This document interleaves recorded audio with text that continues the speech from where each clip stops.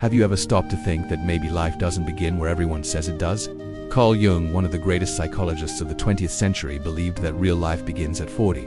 Before that, we're just rehearsing. We live in a culture that fears time. Midlife is seen as a crisis, decay, confusion. But what if it's the opposite? What if it's an awakening, the birth of our true self, not the end, but the beginning of everything? In the first 40 years, we seek approval. We build careers and relationships. We look for answers. Who am I? What is happiness? But the answers are rarely complete. And that's okay. This time lays the foundation. Around 40, something shifts. What once felt urgent starts to fade. Uncomfortable questions arise. Is this the life I want? And they don't go back to sleep. They demand courage and truth. Jung called this process individuation, the journey of becoming whole. Until now, we've built our persona, the image we show the world. But that's not all we are. At midlife, we realize we are more than the roles we play. And something inside us begins to seek expression, facing the shadow. Living authentically means looking within, facing what we avoid, fears, insecurities, desires.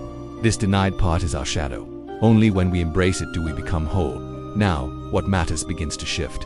We long for meaning, purpose, truth. We stop running to please others and begin walking to find ourselves. We become more reflective, more grounded. We start living with intention. It may feel like a crisis, but as Brown said, maybe it's an unraveling, an invitation to let go of who we thought we should be and finally become who we truly are. Viktor Frankl said, "Our deepest drive is the search for meaning." And at 40, that search becomes urgent. We want a story that is ours, even if it means starting over. Abraham Maslow called it self-actualization, the desire to become everything we're capable of being. But at 40, that desire shifts. It's no longer about having, it's about being. Not about winning, but living with soul.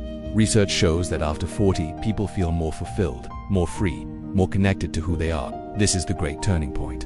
This is the gift of midlife, to integrate light and shadow, to accept ourselves fully.